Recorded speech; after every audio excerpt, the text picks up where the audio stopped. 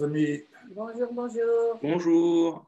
Bonjour. Bonjour. Alléluia. Aujourd'hui est un dimanche, un temps de culte qui, je le crois, se veut particulier. En tout cas, je l'espère pour vous, comme il l'est pour moi dans mon cœur. Amen. Amen. Nous sortons du déconfinement. L'épouse sort de son confinement. C'est le moment. Alors, avant d'aller plus loin, le dernier chant en hébreu que vous venez d'entendre, c'est le psaume 27. Et pour ce faire, pour introduire ce culte, je vais demander à Valérie si elle veut bien lire le psaume 27 dans la Bible juive. Ce sera l'introduction et ensuite, je vais vous partager quelque chose et si mon frère Jacques peut tout à l'heure nous apporter un éclairage, son éclairage. Mais j'ai pensé beaucoup à toi et je me réjouis que tu sois là, mon frère Jacques. Tu vas comprendre pourquoi. Pour nous, aujourd'hui, la sortie du déconfinement, c'est la journée hébraïque. Je ne fais que choisir des chants en hébreu et l'un d'eux m'a particulièrement touché. Et je ne cesse de l'écouter. Il est très significatif et cela fait suite, et Valérie va comprendre tout à l'heure, fait suite à ce que Valérie nous a parlé, nous a projeté dans le décollement immédiat. Imminent. Éminent. Imminent. Voilà, merci. Alors, si tu peux nous lire, Valérie, le psaume 27. En entier? En entier, oui, s'il te plaît. De David. Adonai est ma lumière et mon salut, de qui aurais-je peur? Adonai est la forteresse de ma vie, qui craindrais-je? Lorsque ceux qui font le mal m'ont assailli pour dévorer ma chair, mes adversaires et mes ennemis, ils ont trébuché et sont tombés. Si une armée campait contre moi, mon cœur ne craindrait pas. Si une guerre éclatait contre moi, même alors je continuerais à être confiant. J'ai demandé une chose à Adonai. Je chercherai seulement ceci, à vivre dans la maison d'Adonai tous les jours de ma vie, afin de voir la beauté d'Adonai et de séjourner dans son temple. Car il me dissimule dans son abri au jour du trouble, il me cache dans les pans de sa tente, il m'établit haut sur un rocher. Et maintenant, ma tête s'élève au-dessus des ennemis qui m'entourent et je veux offrir dans sa tente des sacrifices avec des cris de joie. Je veux chanter des louanges à Adonai. Adonai, écoute ma voix lorsque je crie. Manifeste-moi ta faveur et réponds-moi. Mon cœur a dit de toi, cherche ma face. Adonai, je chercherai ta face. Ne me cache pas ta face. Ne repousse pas avec colère ton serviteur. Tu es mon secours, ne m'abandonne pas. Ne me laisse pas, Dieu mon sauveur. Même si mon père et ma mère m'ont abandonné, Adonai prendra soin de moi. Enseigne-moi ta voie, Adonai, et conduis-moi sur un sentier aplani à cause de mes ennemis. Ne m'abandonne pas aux caprices de mes ennemis, car de faux témoins se sont élevés contre moi, ainsi que ceux qui respirent la violence. Si je n'avais pas cru que je verrais la bonté d'Adonai dans le pays des vivants, mets ton espoir en Adonai, sois fort, et que ton cœur prenne courage. Oui, mets ton espoir en Adonai. Amen. Amen. Merci Valérie. Merci. J'ai reçu de vous partager pour la forme, le contenu sera l'appréciation de chacun, mais pourquoi je vais vous présenter cela? Parce que le Seigneur m'a interpellé. Dis à tes frères et sœurs de se préparer. de ne pas rester caché, mais de se préparer. Je suis avec vous, que chacun se prépare. Le temps des noces est arrivé. Alors, je vais vous présenter quelque chose qui sera une illustration beaucoup plus vivante que les propos que je pourrais vous partager pour essayer d'attirer votre attention.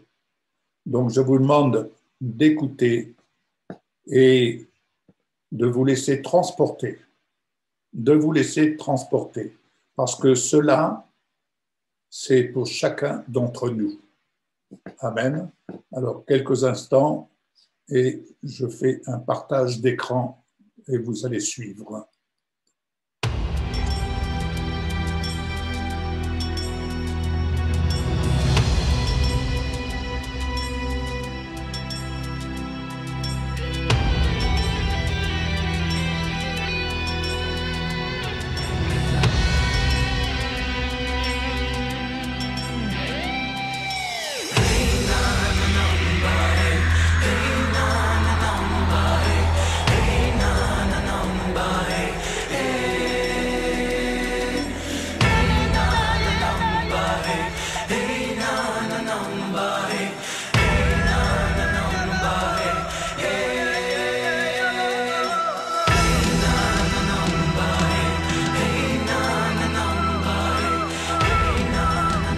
שימו לב, לביצוע שיר חופה, אני רוצה להזמין אלינו עם כפיים שלכם את הזמר איציק אורלב, בבקשה.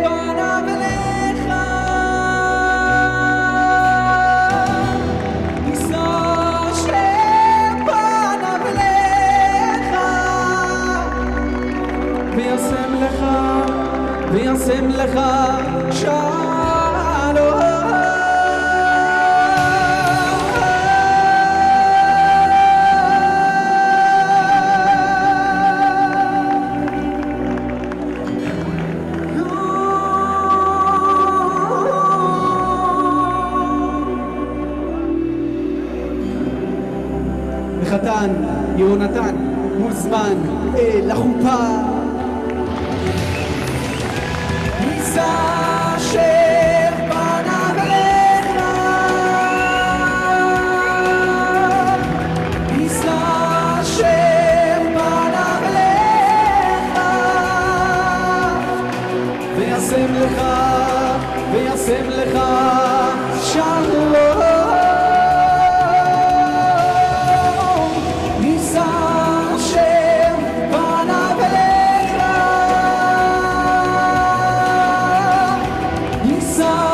Hashem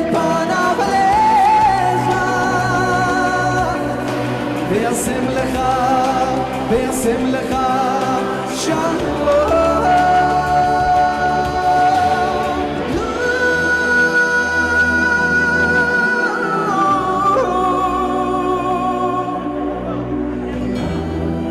יברכך אדוני וישמרך, יאר אדוני פניו אליך ויחונקה, יישא אדוני פניו אליך וישם לך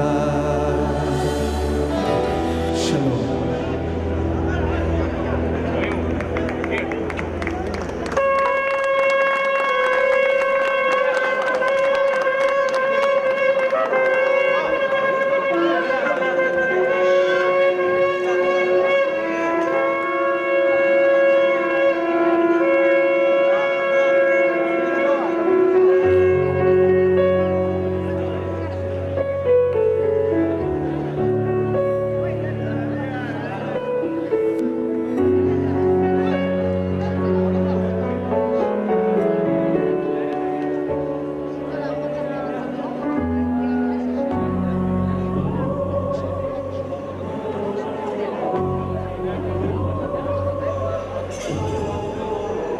מלאך השם, מלאך שלום, מלאך אוהב, מבקש להגשים חלום. מלאך של אושר, מלאך של חום, מלאכים טובים עומדים ומברכים היום. התברכו השנים, הלב באושר יחלום. התמזגו עולמות, ייפתח השער לשלום. והיום תתקדשו, והיום תתקדשו. זה יום קדוש, יום קידושים, דמעות זולגות, לב נרגש, יום הנישואים. היום מודים ומבקשים, מלאכי מרום עושים רחם אלוקים. יתברכו השנים, הלב באושר יחלום. יתמזגו עולמות, ייפתח השער לשלום.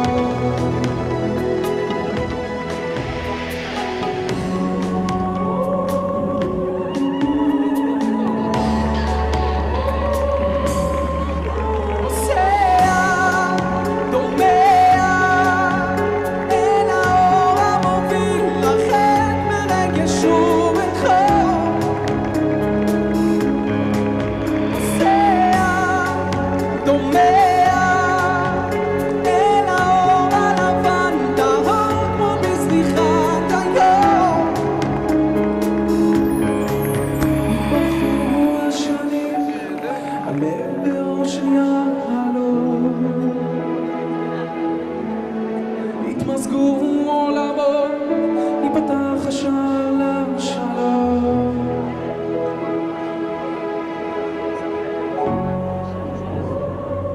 הכלה, כרמל, מוזמנת אל החופה. נוסן, דומה, בטבעת כדת אלוקת מקודשת. נוסן, דומה, במהרה ייבנה ותהיה עיר השם מחודשת. נוסן, דומה, בטבעת כדת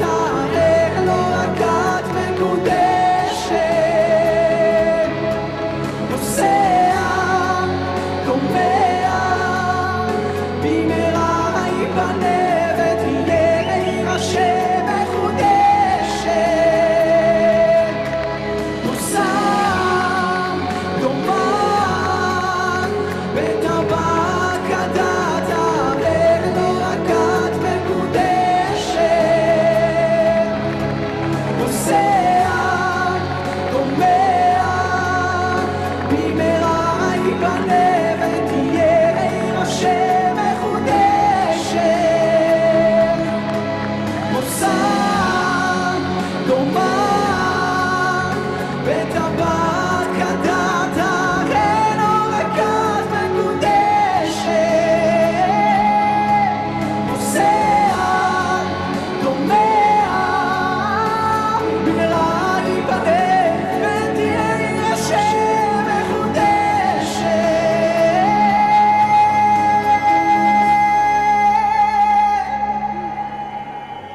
והיום תתקדשו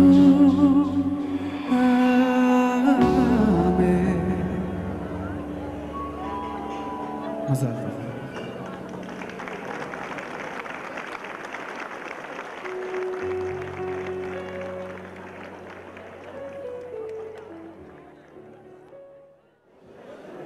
סברי מרנן, ברוך אתה אדוני אלוהינו מלך העולם בורא פרי הגפן. ברוך אתה אדוני אלוהינו מלך העולם שקדישנו וציוונו על העריות ואסר לנו את הארוסות והתיר לנו את הנשואות לנו על ידי חופה בקדושים. ברוך אתה אדוני יקדש עמו ישראל על ידי חופה בקדושים. חתן שתי כרמל בן יונתן, ראשי תיבות כן ירבו וכן יפרו בעזרת השם. אמא של הכלה לתת לכלה.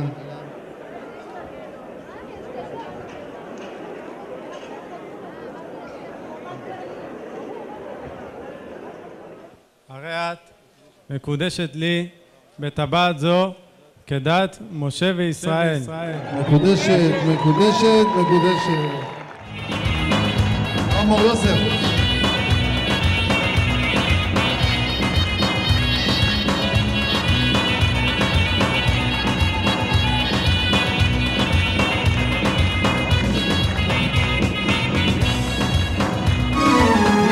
חתני בקל אמוני יישא ברחמת עמוני.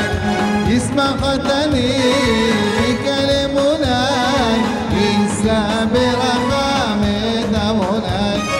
שתה ימלא תאוות ליבו בגר בצידה יסב ליבו ויעיר אותו וישר נתיבו לראות ולזכות דרכי עמוני. הרי זאת כתובתך בידך. לי משמור עד מ-20 מרצון שלוש חיכוז שמח תשמח ועם אהובים כשמחך יצירך בגן עדן מקדם. נתן לשתה, ייתן לכלה לשתות. נתן לשתה. מורי ורבותיי, כוס אחד שיהודי צריך לזכור חורבן ירושלים וזה שוברים כוס כל הקהל בזמן שהפכי ירושלים. תודה לחבר שלנו איציק אורלב, ידידי ורעי, התאומים, הדי-ג'יי, ליאור צלמים, שוקי חזן הגדול,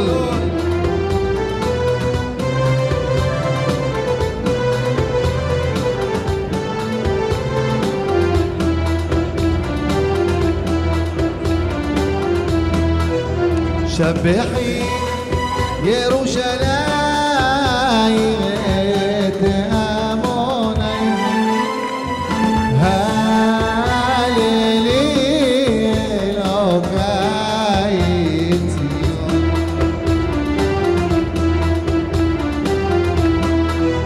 שבחי ירושלים את עמוני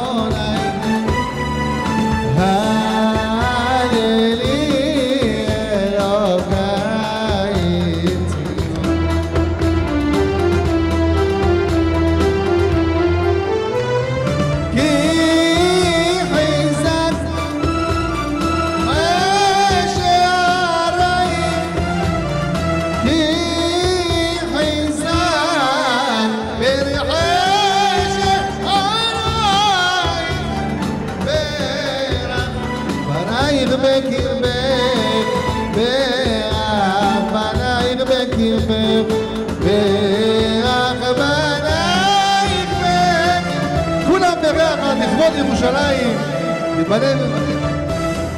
הללי, תוקעייך ציון, הללי, הללי, תוקעייך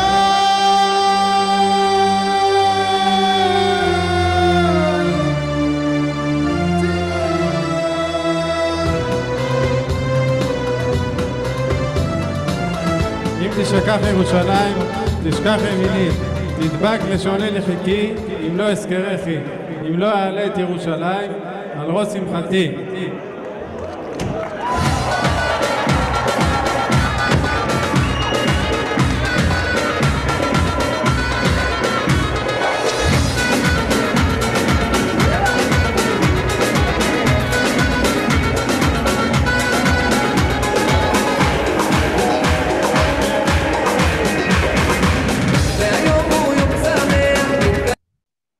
Voilà, Alléluia.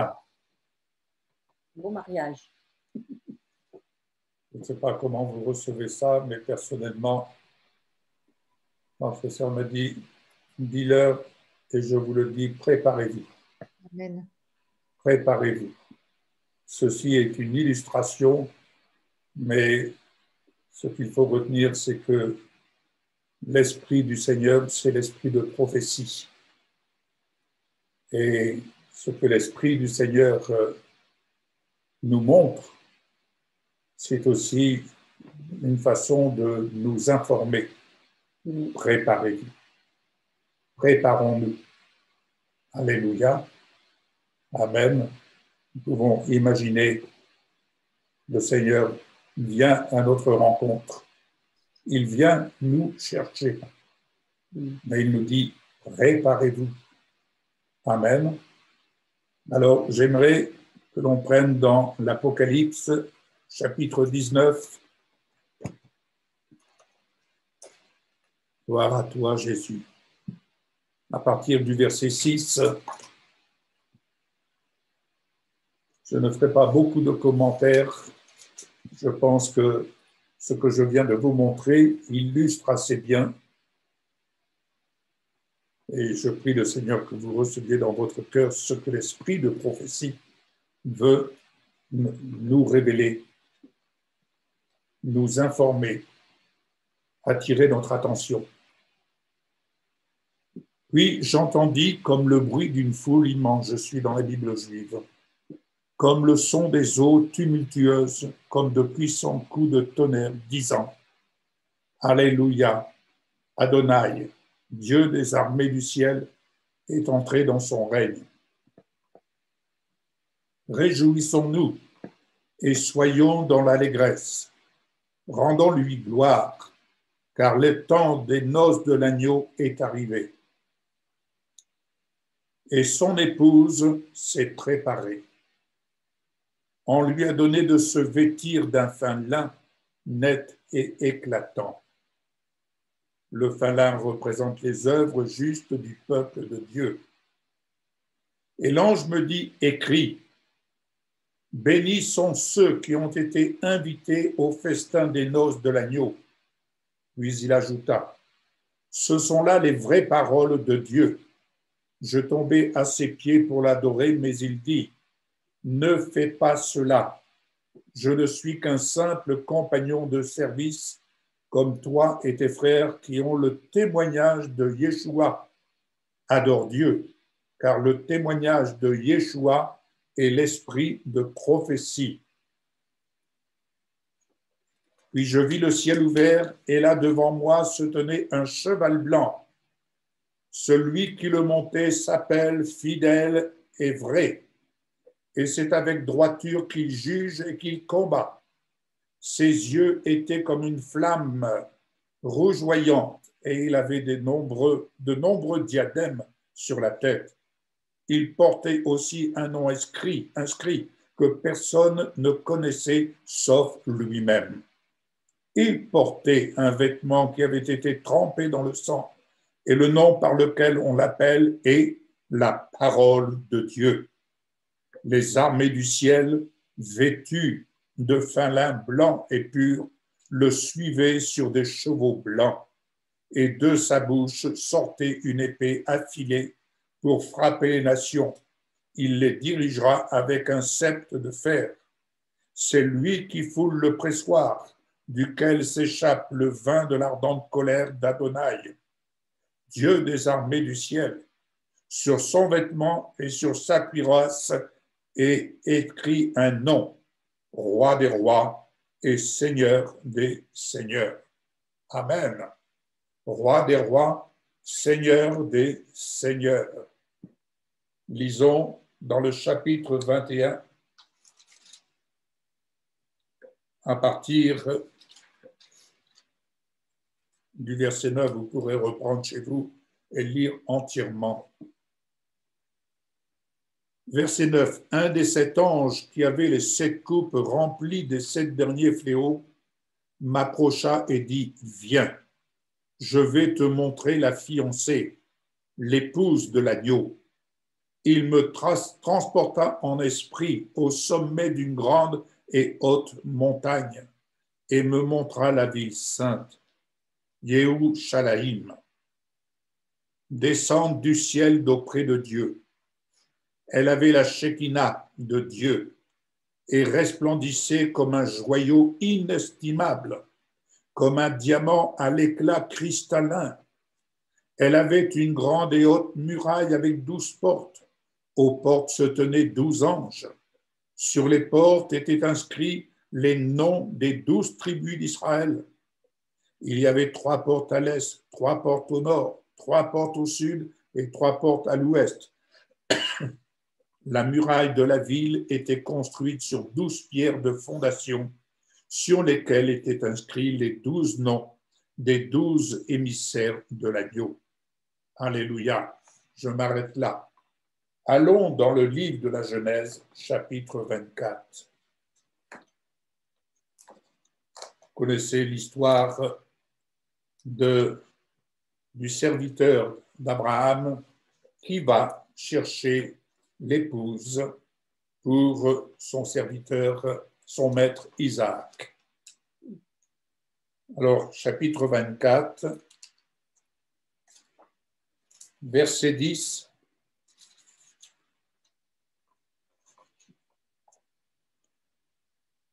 Et le serviteur prit 10 chameaux parmi les chameaux de son maître et toutes sortes de présents de la part de son maître. Se leva et se rendit à Aram Naharaim, la ville de Nahor. Vers le soir, au moment où les femmes sortent puiser de l'eau, il fit agenouiller les chameaux hors de la ville près du puits. Il dit, Adonai, Dieu de mon maître Abraham, permets-moi, je te prie, de réussir aujourd'hui et manifeste ta grâce à mon maître Abraham. Me voici debout près de la source, alors que les filles des gens de la ville viennent puiser de l'eau. Je dirai à l'une des filles, incline ta cruche, je te prie, pour que je puisse boire. Si elle répond, bois, et je donnerai également à boire à tes chameaux, permets qu'elle soit celle que tu destines à ton serviteur Isaac. C'est ainsi que je saurai que tu as manifesté ta grâce envers mon maître. Avant qu'il ait fini de parler, Ribika, c'est-à-dire Rebecca, la fille de Bethuel, fille de Milka, femme de Nahor, frère d'Abraham, sortit avec sa cruche sur son épaule.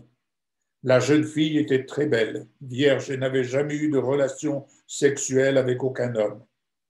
Elle descendit à la source, remplit sa cruche et revint. Le serviteur courut à sa rencontre et dit, « Donne-moi, je te prie, une gorgée d'eau à boire de ta cruche. »« Bois, mon Seigneur, répondit-elle, et elle s'empressa de descendre sa cruche sur son bras et lui donna à boire. Lorsqu'elle eut achevé de lui donner à boire, elle dit, « Je puiserai aussi de l'eau pour tes chameaux jusqu'à ce qu'ils soient abreuvés. » Elle se hâta de vider sa cruche dans l'abreuvoir, courut à nouveau au puits pour puiser de l'eau et continua à puiser de l'eau pour tous ses chameaux. L'homme la regardait en silence attendant de voir si Adonai avait fait réussir son voyage ou non. Lorsque les chameaux eurent achevé de boire, l'homme prit un anneau de nez pour 5 grammes, pesant 5 grammes, et 2 bracelets d'or pesant 113 grammes, et demanda « De qui es-tu la fille? Dis-le-moi, je te prie. Y a-t-il de la place dans la maison de ton père pour que nous passions la nuit ?» Elle répondit « Je suis la fille de Bethuel, le fils de Milca a enfanté à Nahor. » Et elle ajouta « Nous avons de la paille et du fourrage en abondance et de la place pour passer la nuit. » L'homme s'inclina et se prosterna devant Adonai.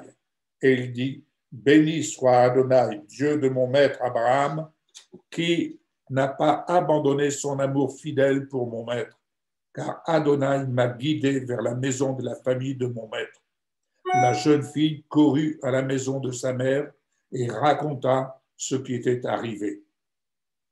Amen.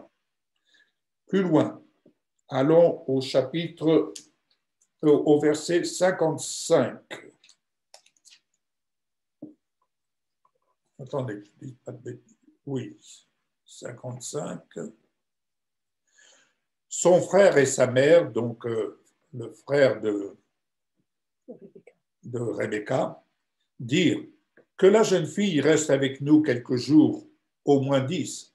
Après cela, elle partira. Il leur répondit, ne me retardez pas, puisqu'Adonai a fait réussir mon voyage.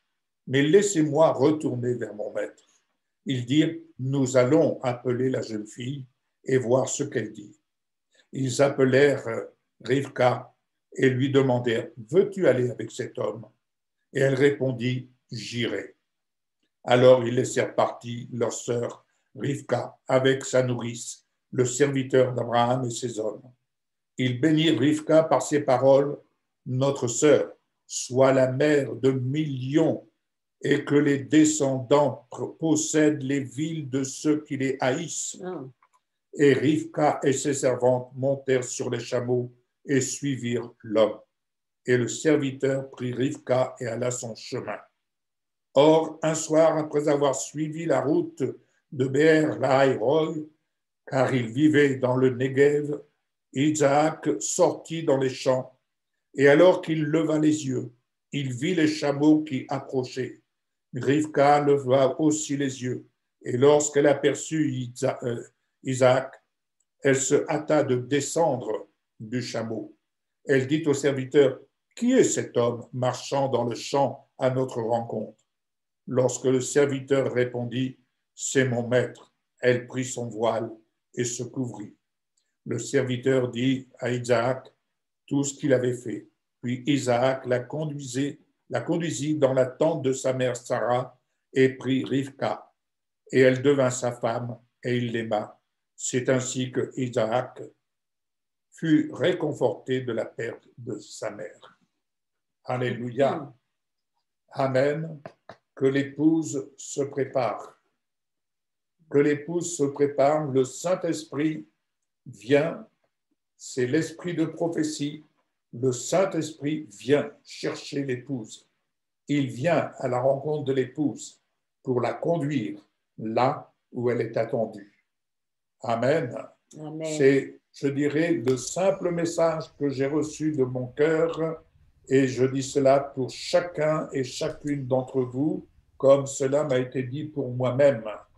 L'Esprit du Seigneur, c'est l'Esprit du prophète. Et le Saint-Esprit vient à notre rencontre. Attention, attention, attention. Beaucoup jouent en ce moment. Beaucoup s'amusent en ce moment. Mais soyons veillants. L'Esprit du Seigneur parle, il vient nous chercher. Il nous instruit sur les temps dans lesquels nous vivons. N'est-ce pas? Il nous instruit, il nous enseigne.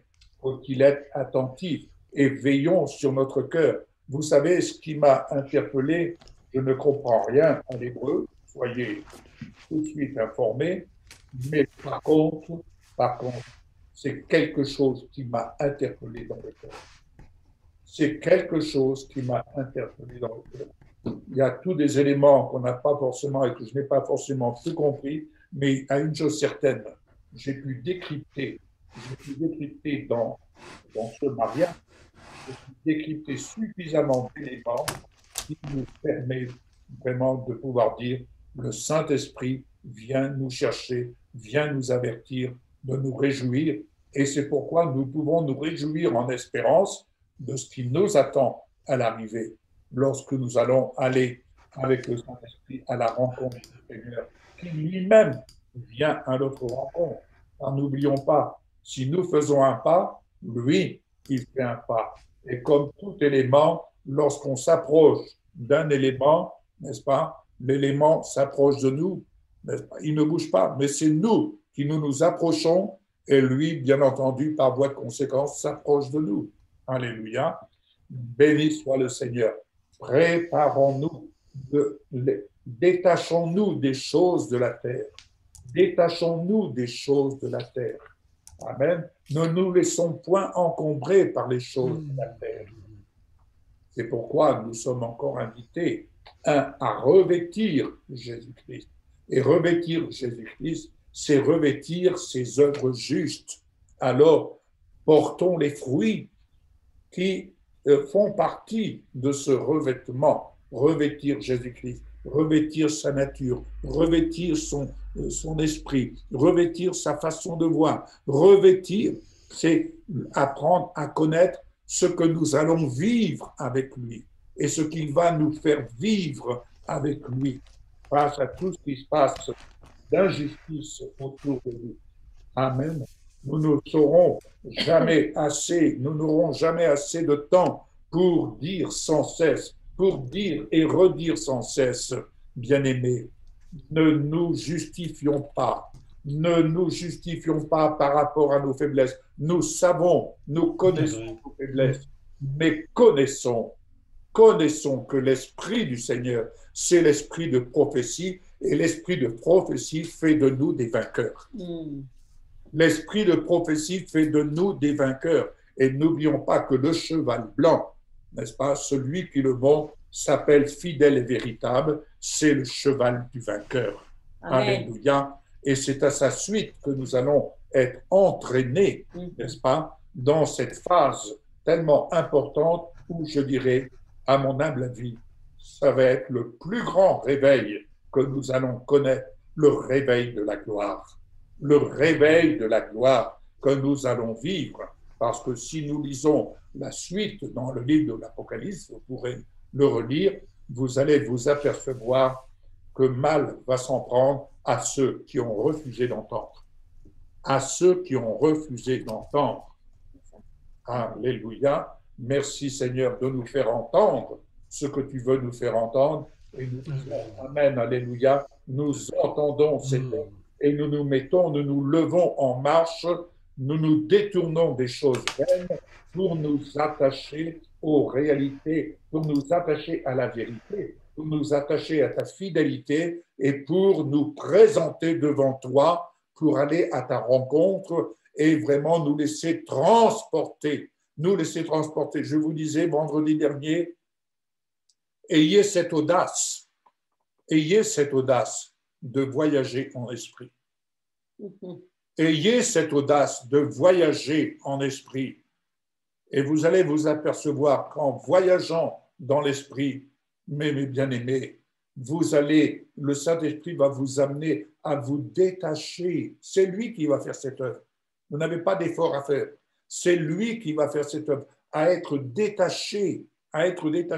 Et vous savez, plus j'avance dans ce voyage, oh, mais combien je dis Seigneur. Vous savez, hier, j'ai vu un homme, un jardinier, qui montrait comment greffer un pied de tomate, enfin une branche de tomate, n'est-ce pas, sur, je ne sais plus sur quoi, de façon à ce que ce pied de tomate soit ferme, n'est-ce pas, qu'il soit ferme. Et quand je l'ai vu, qu'il nous expliquait cette greffe, n'est-ce pas, il fallait la lier, il fallait que ça soit bien ferme. Je dis, Seigneur, mais nous sommes greffés à la racine. Amen. Nous sommes greffés à la racine. Mais comment ne pas être emporté ou transporté n'est-ce pas, lorsque nous écoutons la louange en hébreu, comment ne pas être transporté? Parce que derrière ce langage, bien-aimé, n'oublions pas que lorsque nous prions par l'Esprit, lorsque nous parlons selon les langues que le Saint-Esprit nous donne de parler, mais nous serions surpris de retrouver dans l'expression, dans les mots que nous exprimons, des mots qui sont d'origine hébraïque. Oui. Je le crois. Vous allez me dire sur quoi tu t'appuies? Je m'appuie tout simplement, n'est-ce pas, à la Pentecôte, chacun reconnaissait. Et je crois que le Seigneur nous donne d'exprimer le langage divin et qui exprime des choses à consonance hébraïque.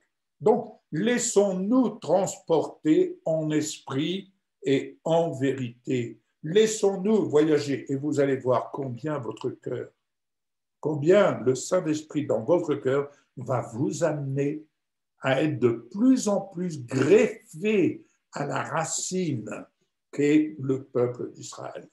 Alléluia, qu'est le peuple d'Israël. Amen. Ce n'est pas une question d'idéologie, c'est une question de la racine. De la racine. Nous sommes greffés à la racine, destinés à porter du fruit. Béni soit le nom. Ce matin, ce que je vous ai mis dans les chants, ce n'était rien que des psaumes. Par exemple, ce n'était rien que des psaumes. Allez retrouver le psaume 23, le psaume 27, le psaume 121, et il y en a d'autres. Et voilà, c'était l'expression. Mais quand j'écoute cela, et l'autre jour, quand j'ai écouté cela, j'ai pensé à mon frère Jacques, bien sûr, mais j'ai pensé à chacun d'entre vous. J'ai dit dimanche, ce sera la louange en hébreu. Alléluia. Ça change peut-être, vous allez peut-être dire, mais on ne comprend pas. Moi non plus, je ne comprends pas. Mais il y a quelque chose que je comprends. C'est ce qui se passe ici dans le cœur. C'est ce qui se passe dans le cœur. Soyez attentifs à ce qui se passe dans votre cœur, bien-aimés.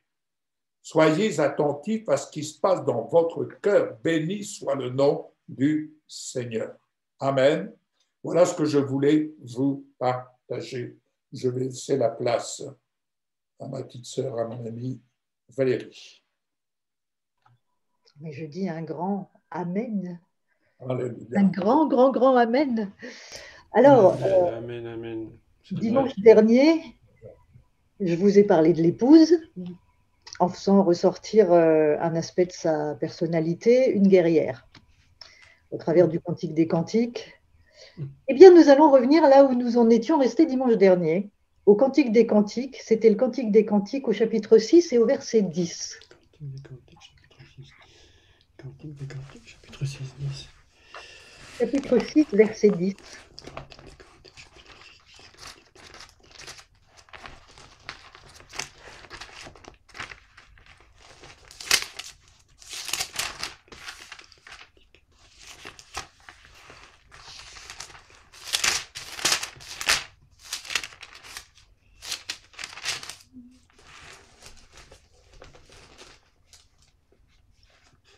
Qui est celle-ci, brillante comme l'aube, claire comme la lune, resplendissante comme le soleil, mais aussi terrifiante qu'une armée marchant sous des bannières. Alors j'avais fait ressortir l'aspect aussi terrifiante qu'une armée marchant sous des bannières, mais là, j'ai souhaité continuer et j'ai vraiment senti de continuer sur l'aurore, la lune, le soleil.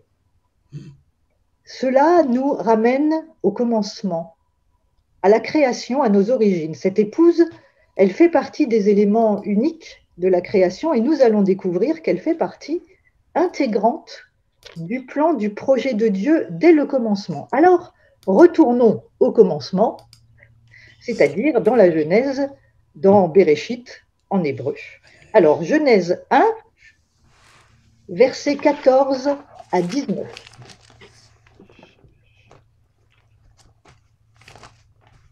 Dieu dit qu'il y ait des luminaires dans la voûte céleste pour séparer le jour de la nuit et qu'ils servent pour les signes, les saisons, les jours et les années et qu'ils servent de luminaire dans la voûte du ciel pour donner la lumière à la terre, et il fut ainsi.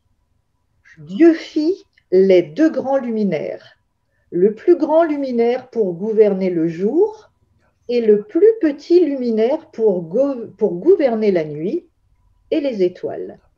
Dieu les plaça dans la voûte du ciel pour donner la lumière à la terre, pour gouverner sur le jour et sur la nuit, et pour séparer la lumière des ténèbres. Dieu vit que cela était bon, il y eut un soir et il y eut un matin, un quatrième jour. Verset 16, Dieu fit les deux grands luminaires, le plus grand luminaire pour gouverner ou pour présider, selon les versions, le jour, et le plus petit luminaire pour gouverner, ou donc pour présider la nuit, et puis les étoiles. Alors, qui sont ces deux luminaires? Évidemment, vous allez me dire le soleil et la lune, et ça, c'est dans la dimension terrestre. Mais nous, ce qui nous intéresse, c'est d'aller dans le céleste. Commençons par le grand luminaire. Nous allons aller dans l'évangile de Jean, au chapitre 1, versets 1 à 14, je vais vous le lire. Au commencement était la parole, et la parole était avec Dieu, et celui qui est la parole était Dieu. Il était au commencement avec Dieu. Toutes choses ont été faites par lui, et rien de ce qui a été créé ne l'a été sans lui.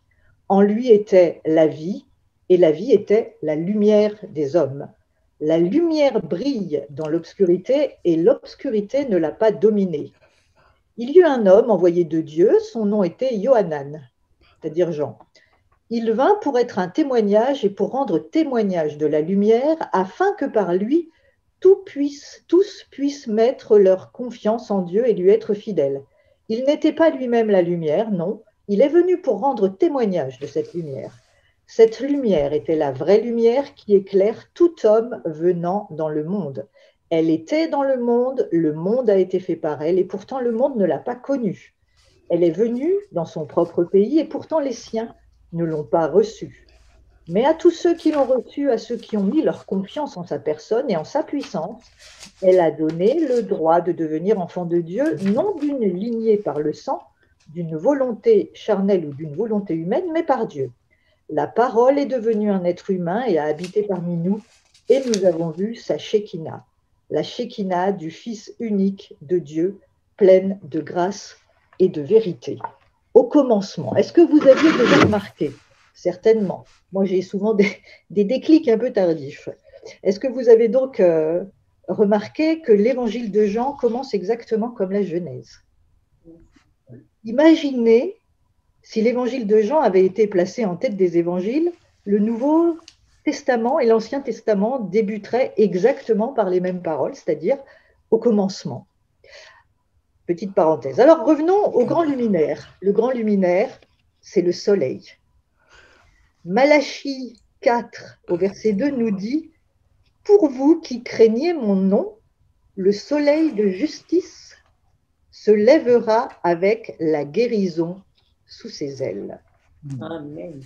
Le psaume 19 au verset 6 nous dit « Et le soleil semblable à un époux sort de sa chambre. » Alléluia. Et Matthieu 5, 45, nous allons le lire à partir du verset 43. Matthieu 5, 43 donc, à partir du verset 43. Vous avez entendu qu'il a été dit à vos pères, aime ton prochain et hais ton ennemi. Mais moi, je vous dis d'aimer vos ennemis. Priez pour ceux qui vous persécutent, ainsi vous deviendrez les enfants de votre Père dans le ciel. Car il fait briller son soleil aussi bien sur les bons que sur les méchants. Moi, en lisant ça, m'est venu, car il fait briller son Messie aussi bien sur les bons que sur les méchants. Autrement dit, sur l'humanité tout entière. Car Dieu a tant aimé le monde qu'il a donné son Fils unique afin que quiconque, c'est-à-dire les bons et les méchants, croient en lui et soit sauvé. Jean 3,16. Alors ce grand luminaire qui gouverne le jour, ce soleil, à mon sens, n'est autre que le Messie, Yeshua, Jésus. Alors, voyons maintenant le plus petit luminaire, celui qui est destiné à gouverner la nuit. Dans le naturel, c'est la lune, mais dans le céleste. D'abord, qu'est-ce que la nuit? La nuit, on le sait, nous parle des temps difficiles. Paul nous en parle dans Romains 13, à partir du verset 11, il dit ceci: « Du reste, vous savez en quel temps nous vivons. Il est donc grand temps pour vous de vous réveiller du sommeil, car la délivrance finale est plus proche qu'au moment où nous avons commencé à mettre notre confiance en Dieu. La nuit est avancée et le jour va poindre. Rejetons donc les œuvres des ténèbres et revêtons-nous des armes de la lumière. » Amen. Matthieu 25, également la parabole des 10 vierges. Au milieu de la nuit, un cri se fit entendre, « Voici l'époux. » Alors je crois que ce petit luminaire, c'est l'épouse, celle que l'Éternel prépare depuis le commencement pour gouverner la nuit, c'est-à-dire pour gouverner, présider dans les temps difficiles. Jérémie 31-35 nous dit « Ainsi parle Adonai qui donne le soleil comme lumière pour le jour et qui a décrété les lois pour que la lune et les étoiles éclairent la nuit. » Second traduit, il a destiné la lune à éclairer la nuit. L'épouse de Jésus est préparée pour les temps dans lesquels nous rentrons. Elle est préparée pour briller, pour éclairer, pour gouverner, pour présider la nuit. Comme le dit Mardoché à la reine Esther, écoutez bien, parce que c'est vraiment une parole qui parle. Qui sait si tu n'es pas parvenu à ta position royale justement pour un temps comme celui-ci? Et la réponse était évidemment oui pour Esther, et elle l'est aussi pour nous qui faisons partie de son épouse, pour peu que nous nous préparions à gouverner la nuit. Nous sommes parvenus à cette position royale justement pour un temps comme celui-ci. Préparons-nous à briller, à gouverner la nuit, c'est-à-dire dans ces temps difficiles. Qui est celle-ci, nous dit le Cantique des Cantiques, brillante comme l'aube, claire comme la nuit, resplendissante comme le soleil. Il y a un effet miroir entre l'époux et l'épouse.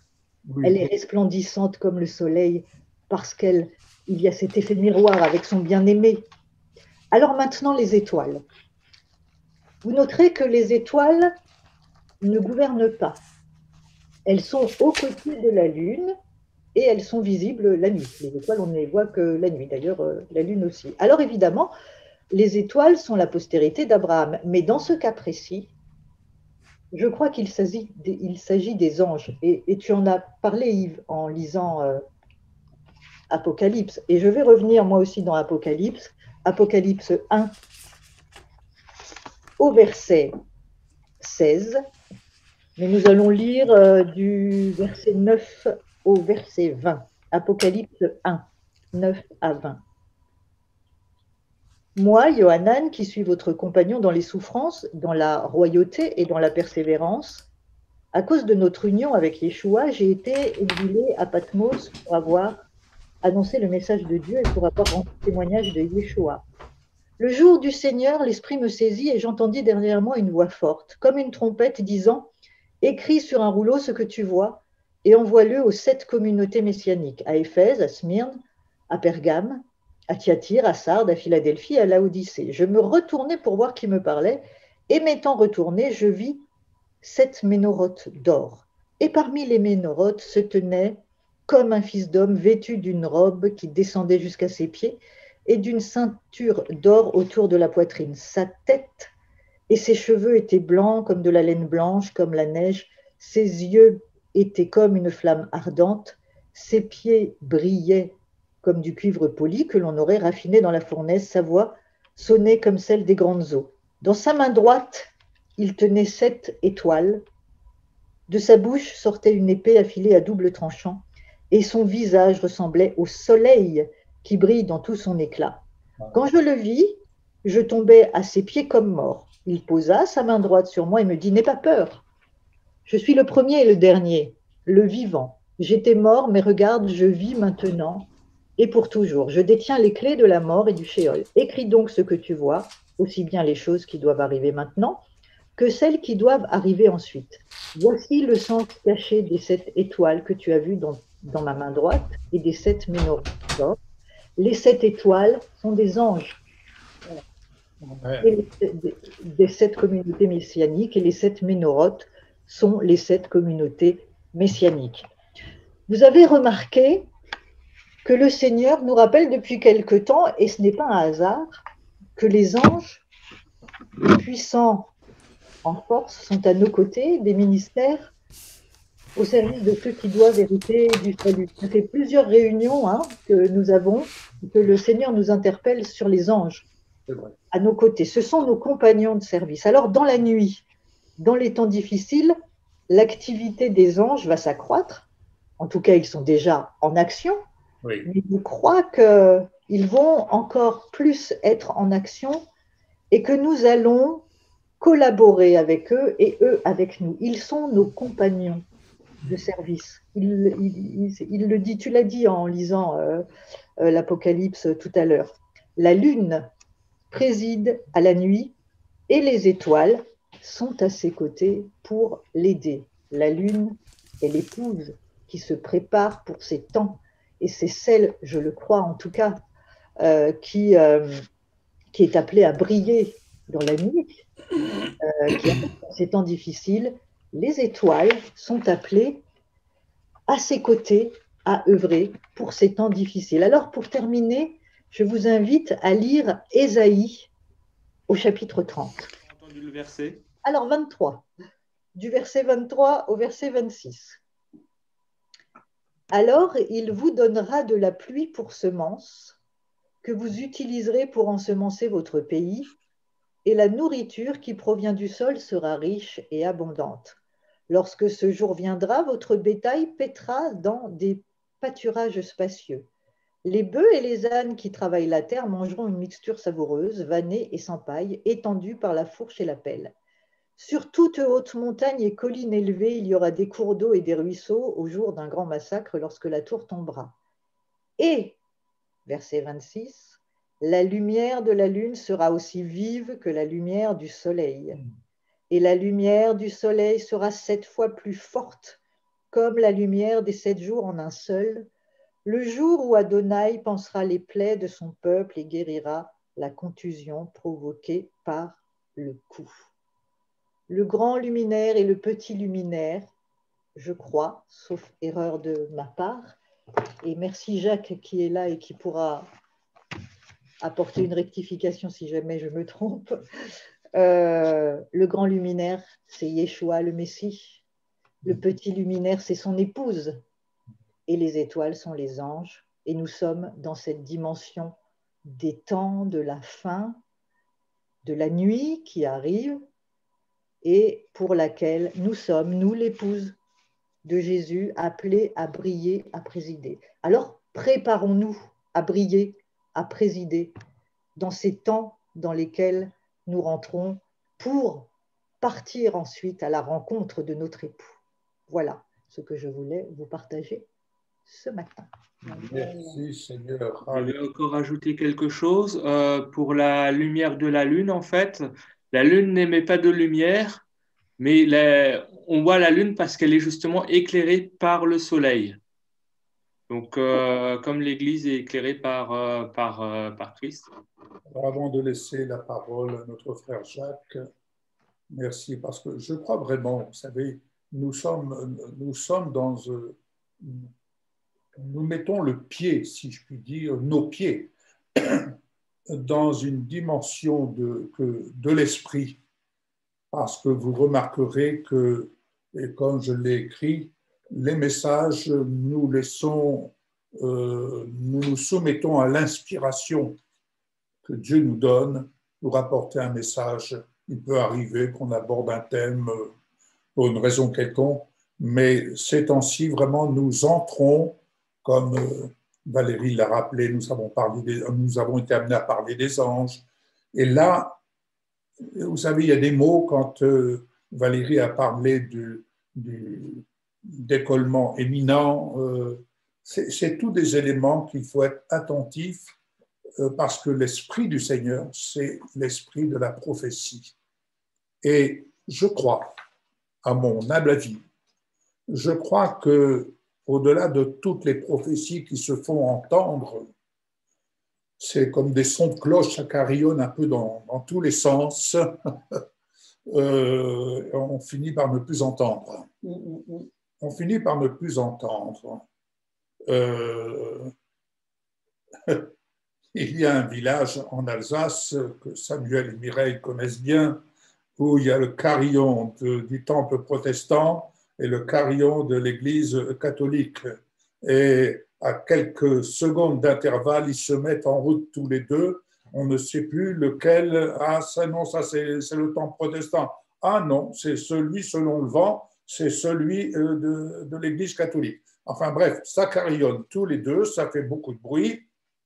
Mais en fin de compte, l'esprit du Seigneur, c'est l'esprit de la prophétie. Et je pense pouvoir dire que veillons à la manière dont le Seigneur est en train de se faire entendre. Soyons attentifs. Vous savez, on est habitué à entendre des messages, mais vous remarquerez, par exemple, aujourd'hui, le message, c'est la parole. C'est la parole. Parce que l'Esprit de Dieu met en avant la parole. Et il met ces choses-là en avant de telle sorte qu'il attire notre attention sur des éléments, des illustrations, comme Jésus le faisait. Hein. Jésus parlait en parabole, il utilisait beaucoup de paraboles.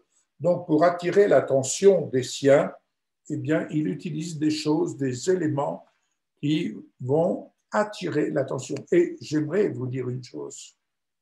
C'est un temps de grâce que chacun d'entre nous et que nous vivons. Alors là, en salle Zoom, je dis, nous vivons un temps de grâce. On n'est pas nombreux, mais je peux vous assurer, nous vivons un temps de grâce. Et Dieu sait si nous pouvons faire monter de la reconnaissance. Nous vivons un temps de grâce. Soyez attentifs à ce qui se passe dans votre cœur, parce que c'est là que le Seigneur se fait entendre. Gloire au Seigneur. Vas-y, mon frère Jacques. Gloire au Seigneur, gloire au Seigneur, gloire au Seigneur. Je bénis le Seigneur ce matin. C'est un plaisir d'être avec vous. On n'est pas beaucoup, mais vous savez, pas beaucoup, c'est beaucoup. Oui. Pas beaucoup, c'est beaucoup, parce que ce matin, je regardais, alors c'est amusant, parce que ce matin, on est 9. Alors, vous savez que dans le code de Torah, 9 représente l'engendrement. L'engendrement. C'est pourquoi Dieu est 10. Dans le code de Torah, Dieu est 10. Et Dieu a dit à l'homme, tu es juste en dessous de moi. Et il a dit 9. Et 9, c'est 9 mois de grossesse. C'est pourquoi une femme met au monde avec 9 mois de grossesse. Parce que si elle était 10 mois, elle serait Dieu. Et Dieu dit non, juste en dessous, mais pas loin. Donc c'est pourquoi une femme qui est enceinte 9 mois, elle est vraiment près de Dieu, mais c'est vraiment très très bien. J'étais très très heureux ce matin d'écouter Yves, d'écouter Valérie, d'écouter Priscilla. Et en écoutant Priscilla, ça m'a fait... Hier soir, avec mon épouse, nous avons regardé un film que vous avez probablement tous vu, et Le Prince d'Égypte, qui a été fait avec Disney. Et les paroles sont magnifiques parce qu'à la fin, il dit, avec la foi, on peut faire des miracles. Amen. Extraordinaire. Je me suis dit, mais qui a écrit ces chants? Mais qui a écrit? Et j'ai regardé, en général, on ne regarde jamais les génériques des films, on ne regarde jamais, parce que c'est très très long. Mais hier, j'ai regardé tout le générique. Ça a duré très longtemps, mais je regardais. Et j'ai vu que dans ce film, il y a beaucoup de juifs qui avaient participé. Beaucoup de juifs qui avaient participé. Et j'ai trouvé ça extraordinaire. Et j'ai dit, c'est vrai, avec la foi, on peut faire des miracles. On peut faire des miracles. Vous savez, aujourd'hui, on est dans des temps très particuliers, c'est vrai. Yves, tu as dit, c'est vrai. On est dans des temps où l'épouse approche. L'épouse est là, le Messie est proche. Et il y a un cri qui se fait entendre. Les gens n'entendent pas souvent le cri. Vous savez pourquoi ils n'entendent pas le cri? C'est parce qu'ils ne reconnaissent pas la voix. Oui. Ils entendent un cri, mais ils ne reconnaissent pas la voix. Et lorsqu'on dit, vers le milieu de la nuit, il y a eu un cri qui s'est fait. on a dit l'époux arrive, l'époux arrive. Et si on fait une traduction hébraïque des évangiles, on va voir que le cri est à la fois un cri qui appelle et à la fois un cri d'alarme. C'est un seul cri qui produit deux choses, qui appelle et en même temps qui prévient et qui dit faites très attention, c'est un cri d'alarme. J'ai fait d'ailleurs un cours là-dessus sur les 10 vierges, très très intéressant, où j'explique comment fonctionne le principe des 10 vierges. Mais ce matin, en écoutant Valérie et en repensant au texte, quelque chose m'avait frappé. J'ai eu deux choses qui se sont produites ce matin. Une toute première, j'ai entendu très succinctement une vidéo qui dure longtemps, mais j'écoutais juste le début, je n'ai pas eu le temps d'écouter tout, mais très intéressante, et dont le thème était les voleurs d'âmes. Les voleurs d'âmes. Il y a quelques mois, ou je ne sais plus, années, tout passe tellement vite maintenant, j'avais fait un cours sur YouTube que vous pouvez trouver qui s'appelle « Âme à vendre ». Et à partir de là, je me suis dit, mais qu'est-ce que c'est? Pourquoi est-ce qu'ils veulent voler des âmes? Dans l'Apocalypse, il est écrit au chapitre 18, verset 13, et on a lu plusieurs fois ce matin l'Apocalypse. Vous avez vu qu'on l'a lu plusieurs fois. Je me suis dit, c'est pas possible, ils vont tomber sur le texte que j'ai choisi. C'est pas celui-là. Apocalypse 18, 13. Si vous voulez bien prendre le texte, je voudrais vous dire quelques mots là-dessus. Apocalypse 18, 13, si je ne me trompe. On parle de l'Antichrist. On parle de l'Antichrist. Et on dit de l'Antichrist cet Antichrist et cette Babylone, ce qu'on appelle la Grande Babylone, elle fait une chose terrible. Elle va faire du commerce de toutes sortes de choses, d'argent, de biens précieux, mais le pire du pire. Ce n'est même pas encore le commerce de l'argent, bien qu'ils sont complètement devenus fous sur cette terre, complètement fous, mais il est écrit qu'ils faisaient les commerces de corps et d'âme d'hommes. De corps et d'âme. Je me suis dit, mais pourquoi est-ce qu'ils font les commerces des corps et des âmes? Eh bien, mes amis, il y a un texte qui nous révèle le pourquoi des choses. Et ce texte se trouve dans le livre de Genèse, dans les Béréchit au Genèse, au chapitre 12, où il est écrit une traduction qui est ce qu'elle vaut en français, que Abraham avait emmené avec lui ses serviteurs. D'accord, vous connaissez le texte, hein? Il emmena avec lui ses serviteurs, on peut essayer de le trouver d'ailleurs dans Genèse 12, je crois. Hein. Si ma mémoire est bonne, je crois que c'est Genèse 12. Je crois que c'est Genèse 12. Oui, voilà. Alors Genèse 12, donc à partir du verset 4, Abraham partit comme l'Éternel lui avait dit, et Lot partit avec lui. Abraham était âgé de 75 ans lorsqu'il sortit de Haran. Abraham prit Sarai sa femme, Lot son fils de son frère, avec tous les biens qu'il possédait et avec les serviteurs qu'il avait acquis à Haran. En réalité, la traduction est fausse. Il est dit qu'il emporta avec lui tous les biens et toutes les âmes qu'il avait fait. On appelle ça Nefesh Assou. Nefesh, c'est les âmes. Assou qu'il avait fait. Il emporta avec lui toutes les âmes qu'il avait faites. Voilà un texte absolument incroyable. Nous apprenons par là qu'Abraham est un faiseur d'âmes.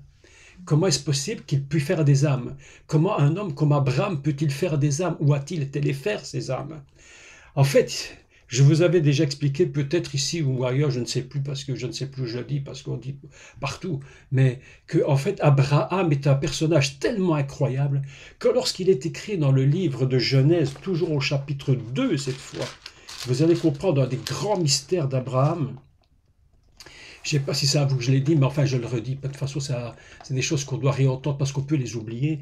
Au chapitre 2, voici les origines des cieux et de la terre quand ils furent créés. Quand ils furent créés, d'accord? Écoutez bien cette explication hébraïque parce que Elle est absolument, mais absolument gigantesque. Quand ils furent créés, en hébreu se dit Be'i Baram, qui est l'anagramme de Abraham. Voici les cieux et la terre, lorsqu'ils furent créés, écoutez bien, il faut comprendre le sens hébraïque, en Abraham. Ça veut dire que ce personnage, Abraham, n'est pas un personnage qui était inventé sur terre, il était fondamentalement céleste. C'est pourquoi lorsque le pauvre va mourir, et le riche, le pauvre va dans le sein d'Abraham. Amen. Et tout le monde dit, c'est Dieu. Non, Abraham, c'est Abraham. Mais il y a une notion d'Abraham qui est un faiseur d'âme. C'est un, j'allais dire, est-ce que je vais dire une grosse bêtise si je dis que c'était, j'allais dire une grosse bêtise, mais est-ce qu'on pourrait dire que c'était le premier grand évangéliste international céleste? Je pense que oui, puisqu'on est tous en Abraham. Oui. Donc Abraham est une notion totalement céleste. Et nous apprenons que quand il a quitté la terre d'Ur-Chaldéem, Ur en Chaldée, il a quitté cet endroit et il a emporté avec lui les âmes qu'il avait bâties, qu'il avait réellement faites. Voilà un texte incroyable. C'était pas seulement des serviteurs, c'était des âmes qu'il avait faites. On appelle ça Nefesh Assou, les âmes qu'il avait faites. À partir de là, je me suis dit, mais un texte incroyable. Et voilà pourquoi l'Antichrist, dans la grande Babylone, il n'a qu'une idée en tête, c'est faire du commerce d'âme et de corps, c'est-à-dire reprendre tout ce qu'Abraham avait emmené. Lorsqu'Abraham emmène toutes les âmes, mes amis, il emmène toutes les âmes sauvées de l'humanité, puisqu'Abraham est le père des croyants, le fondement même du salut.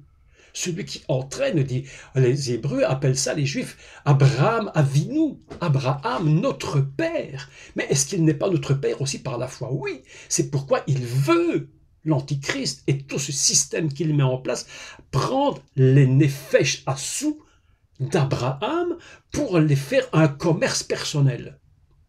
Regardez aujourd'hui ce qui se passe dans le monde. Le commerce des âmes. Oui. Vous savez, le Covid, hein, je vous dis, Oui. c'est pas seulement une histoire de business, d'argent, de vaccins, tout ça c'est une chose vraie. Mais c'est avant tout saisir les âmes qui sont en Abraham pour les récupérer, prendre les corps, on appelle ça faire un commerce d'âme et de corps. Je me suis dit, mon Dieu, mon Dieu, mon Dieu. Voilà quelque chose d'inimaginable. Oui. Il emporta avec lui tous les biens et toutes les âmes qu'il avait fait. Il ne faut pas s'étonner aujourd'hui, et vous pouvez remarquer, d'ailleurs, si je ne me trompe pas, si je ne me trompe, les commerces de corps et d'âme, c'est la dernière chose qui est écrite après tout le commerce qui est écrit précédemment. Il a fait des commerces de fer, de cannelle, d'aromates, de farine, de blé, de bûcherons, de chevaux, de brebis. Et il termine en disant « et un commerce d'âme et de corps ». Vous voyez bien que c'est le summum du commerce. Le summum du commerce de la grande Babylone. Je n'ai pas dit de Babylone. Babylone vient d'une racine hébraïque qui signifie confusion. Bavel. La tour de Babel, qu'on appelle Babel, c'est la tour de la confusion. Aujourd'hui, le monde est dans une confusion telle qu'elle ne s'appelle même plus Babel, elle s'appelle Babel Gadol, la grande Babylone. Elle fait du commerce, et le but final de tout ce commerce, c'est de récupérer toutes les âmes qu'Abraham avait emmenées avec lui, mes amis. Voilà un texte absolument mais extraordinaire. Amen. Mais je me suis dit, mais qu'est-ce que c'est que cette histoire? Lorsque j'avais relu le texte hébraïque, évidemment, c'est sans aucune prétention, aucune prétention, mais quand je me suis plongé dans l'hébreu, il y a une dizaine d'années, 10-12 ans, j'ai découvert des choses qui m'ont stupéfait. Mais stupéfait, complètement stupéfait. Et je me suis dit, mais comment protéger ces âmes? Comment les empêcher d'être capturées physiquement et puis mentalement et que les âmes soient devenues prisonnières d'un système. Comment les empêcher? Alors, ce matin, en écoutant Valérie, elle m'avait fait un petit mot ce matin. Elle m'a fait un petit mot. Parce que j'avais pas reçu le lien pour la connexion de ce matin, donc un petit mot. Elle m'a écrit, hein, voilà, je vais parler sur ça, et tu écoutes bien. Et puis j'ai dit, bon, je vais bien écouter, évidemment. Et en écoutant Valérie ce matin, je vais te dire une chose, ma chère sœur, je vais te dire une chose, écoute-moi, je vais te dire un truc. Comment peut-on empêcher les femmes de parler dans l'Église? Quelles sont ces stupidités-là? Qui sont ces gens stupides qui sont toujours en train de dire que les femmes doivent se taire? Moi, quand j'entends Valérie, je me dis, si la grâce de Dieu n'est pas avec elle, elle n'est nulle part. C'est une grâce que Dieu fait d'avoir un enseignant comme toi, que Dieu utilise pour annoncer la parole. Mais oui, je le dis sincèrement, aujourd'hui, il serait quand même temps que l'Église ouvre ses yeux un peu, et que toutes ces dénominations complètement à côté de la plaque qui ne comprennent pas ce genre de choses, c'est une dénomination de machos qui ne comprennent rien. Je te dis, Valérie, honnêtement, je te le dis, continue seulement. Parce que ce que tu fais est très, très, très bon. Et j'aime beaucoup t'écouter parce qu'il y a quelque chose de Dieu dans ce que tu dis. Non? Moi, je le crois. On entend quelque chose de Dieu derrière tout ça. Et je voudrais, en quelques mots, mais ça va être trop, trop long, te redire quelque chose qui va probablement t'aider aussi dans la connaissance de ce que tu as dit. Et tu avais lu qu'est-ce que tu avais lu comme Cantique des Cantiques? C'était lequel? C'était quel chapitre tu nous avais dit? Le 6. Combien? Le 6. Ah, chapitre 6, oui, c'est ça. Cantique des Cantiques 6. Je vais marquer ça. Cantique des Cantiques 6, exactement. Et on parle de la lune et du soleil, et tu as bien raison. Et tu as fait une très belle approche du texte. Je voudrais rajouter quelque chose sur ce soleil et sur cette lune. Les étoiles, on peut en parler mais une autre fois, mais aujourd'hui, je vous fais une approche sur le soleil et sur la lune. Le livre de Bereshit, la Genèse, est le livre de tous les commencements. Je vais vous donner un petit secret. Vous savez que les sages d'Israël nous disent chaque verset peut être expliqué de 70 façons différentes. Donc, bon, c'est peut-être un mot qui était dit comme ça, 70, peut-être plus, peut-être moins, mais enfin, c'est une façon d'exprimer une quantité incroyable de la totalité de la Torah et de la parole de Dieu.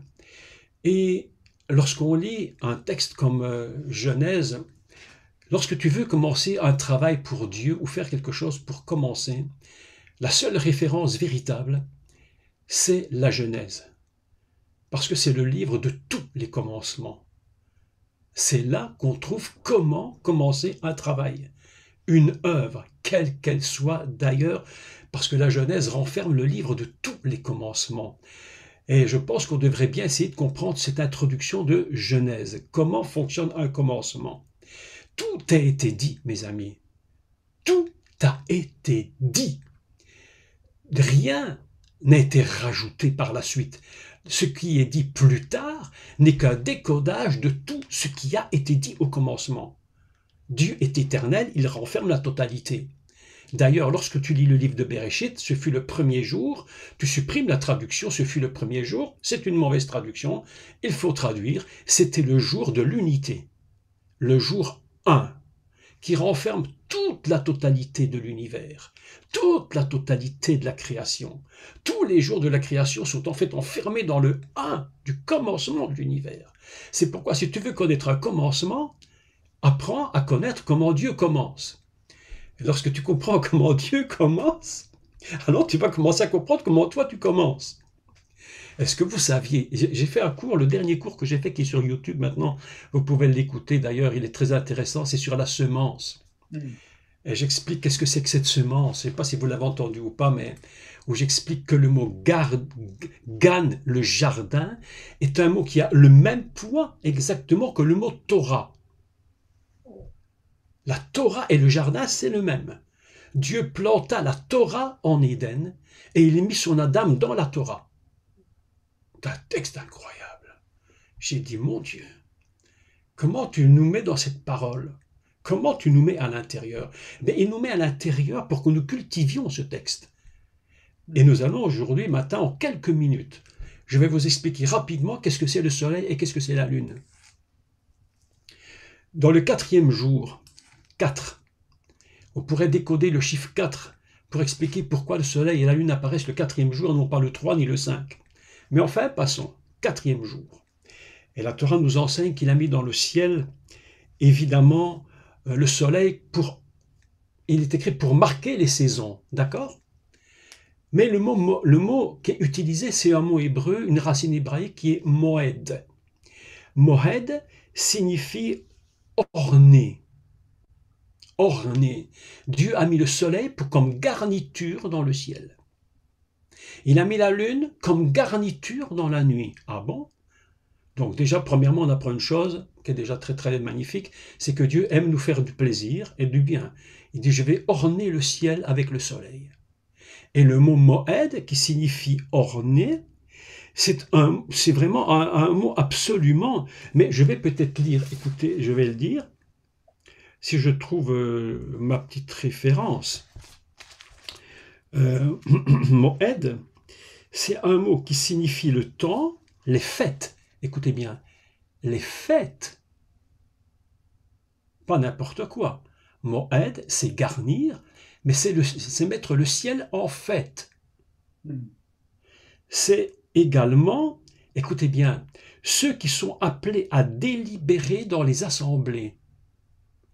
Quand le soleil apparaît, il nous parle comme une délibération du ciel, comme s'ils avaient discuté ensemble dans le ciel, en se disant, il faut quand même qu'on délibère pour leur expliquer quelque chose. Dieu a mis dans le ciel, il le dit, donc le soleil, Shemesh, pour orner le ciel. Mais voilà que nous apprenons que Moed est un mot qui se trouve ailleurs dans la Torah, dans le livre des Lévitiques, chapitre 23.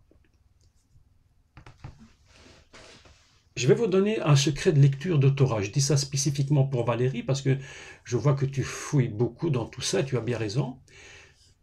Pour comprendre la valeur, les sages d'Israël nous apprennent une chose. Pour apprendre la valeur réelle d'un mot hébreu et ce qu'il représente véritablement, il faut toujours chercher la première fois qu'il apparaît dans la Torah. La première fois qu'il apparaît, c'est là qu'il donne toute sa substance. Quand il apparaîtra plus tard, cette substance va se répandre, mais pour la comprendre, c'est la première fois. Et voilà que le mot Moed apparaît pour la première fois dans la Torah pour orner le ciel comme une délibération de Dieu pour nous parler. Lévitique 23. Est-ce que l'on prend Lévitique 23? Regardez bien le texte. Lévitique 23. Et nous lisons, l'Éternel parla à Moshe et dit, parle aux enfants d'Israël. Écoutez bien le texte, ce n'est pas n'importe quoi. Ce n'est pas une petite anecdote. Ce n'est pas un petit texte qu'on lit par hasard. Ce n'est pas un texte par hasard. Et il dit, parle aux enfants d'Israël. C'est-à-dire, tu vas leur dire tout ce que j'ai délibéré pour eux. Tout ce que j'ai fait comme délibération, tu vas leur dire. Ce n'est pas n'importe quoi. Et tu leur diras, les fêtes de l'Éternel que vous publierez seront de saintes convocations. Les fêtes de l'Éternel. Comment dit-on les fêtes de l'Éternel? Eh bien, on dit Moed, les Moadim, qui est la même chose que nous trouvons dans Genèse chapitre 1, verset 4. Dieu orna le ciel par le soleil. Quand le soleil apparaît, en réalité, il nous dit, ce sont les fêtes de l'Éternel. Ce sont les fêtes. Dieu est tellement bon avec nous, qu'il ne nous cache rien. Et il y a un texte que tu avais lu tantôt, je crois, je ne sais plus qui l'a lu, où il dit que l'Éternel fait lever sur les bons et les méchants. Ça veut dire quoi? Mes amis, chaque fois que le soleil se lève, en fait, Dieu dit, écoutez bien mon peuple sur la terre, ce sont mes fêtes. Ce sont mes 7 fêtes. Voici les fêtes de l'Éternel. Eh bien, c'est le même mot quand il est dit Dieu orna le ciel par le soleil. Chaque fois que le soleil se lève, ce sont les 7 fêtes de l'Éternel qui apparaissent. Vous imaginez? Ce matin, je regarde par la fenêtre de ma maison et je vois le soleil. Mais je dis, mais Seigneur, ce soleil que tu as mis me rappelle que tu as mis dans le monde et dans l'univers tes 7 fêtes. Qui sont les 7 fêtes qui sont le chemin qui nous conduit du salut jusqu'à la terre promise finale. Les 7 fêtes de l'Éternel, c'est le chemin qui nous conduit à la terre finale, dans le pays céleste final. Tout à l'heure, Emmanuel, je t'ai bien écouté parce que j'écoute très bien tout ce que tout le monde dit. Mon oreille est toujours très ouverte à écouter tout ce qu'on dit. Et tu nous as dit une chose extrêmement intéressante et tout à fait vraie. Tu nous as parlé, toi, de la lune. D'accord? En hébreu, on appelle ça l'ébana. La lune, l'ébana. Dans le texte hébreu, on dit kalébana. Comme la lune. Comme la lune. L'ébana.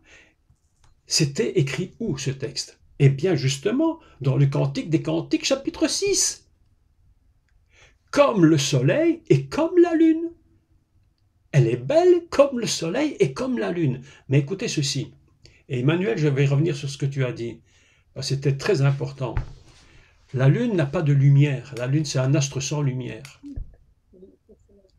Mais quand tu vois la lune qui t'éclaire la nuit, en fait, la lune ne t'éclaire absolument pas du tout. Ce que la lune produit, c'est la lumière du soleil qui se reflète sur la lune et que tu reçois. Donc, même la nuit est éclairée par le jour. C'est extraordinaire. Mais pourquoi la lune éclaire-t-elle la nuit? Écoutez bien le secret de la Torah.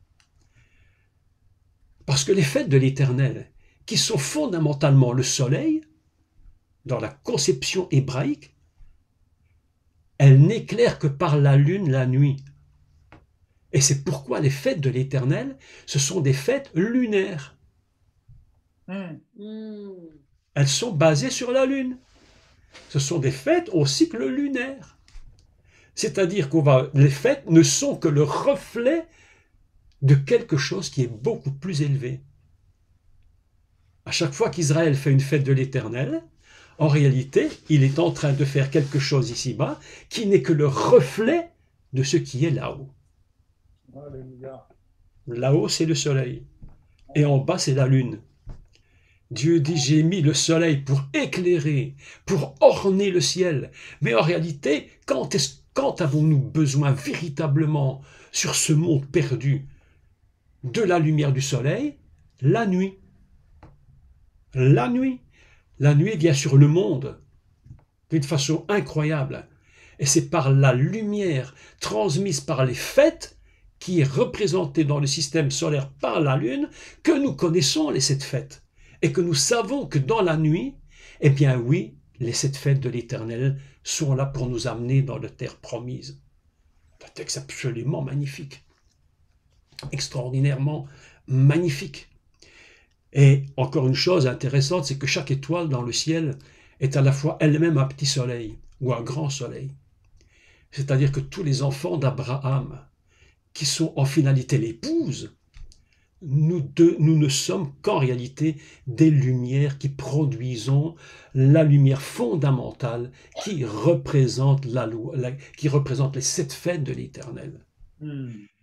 Quand on parle des 7 fêtes de l'Éternel, mes amis, je voudrais vous dire un secret sur les 7 fêtes. Si tu lis Lévitique, si tu relis Lévitique 23, tu vas te rendre compte qu'il n'y a pas cette fête de l'Éternel. Ça, c'est ce qu'on raconte dans l'Église. Mais tu te rendras compte qu'en réalité, il y a 8 fêtes. Pourquoi est-ce qu'il y a 8 fêtes et non pas 7? Puisque 7, en réalité, c'est l'accomplissement de la totalité de la création. Pourquoi il y en a une 8e? Mais qu'est-ce que c'est la 8e fête? Qu'est-ce que c'est cette 8e fête? Eh bien, je vais vous la lire. J'espère que je ne suis pas trop long. Je vous lis. Voici quelles sont mes fêtes, dit l'Éternel. Voici quelles sont mes fêtes.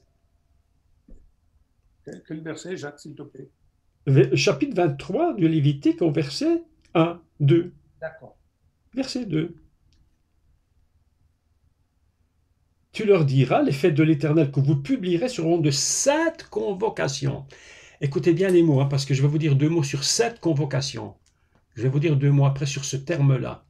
Sur des 7 convocations, voici quelles sont mes fêtes. On travaillera 6 jours, on se reposera le 7e. Ah bon? Quelle est la première fête? Quelle est la première fête de l'Éternel, mes amis? La Torah nous enseigne que c'est Shabbat, le repos de Dieu. La première fête, c'est le repos de Dieu. C'est pourquoi dans l'Épître aux Hébreux, il est écrit « Empressez-vous d'entrer dans le repos de Dieu ». Ne faites pas comme les Juifs qui n'ont pas respecté cela.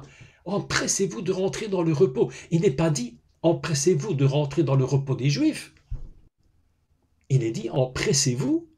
C'est très urgent d'entrer dans le repos de Dieu.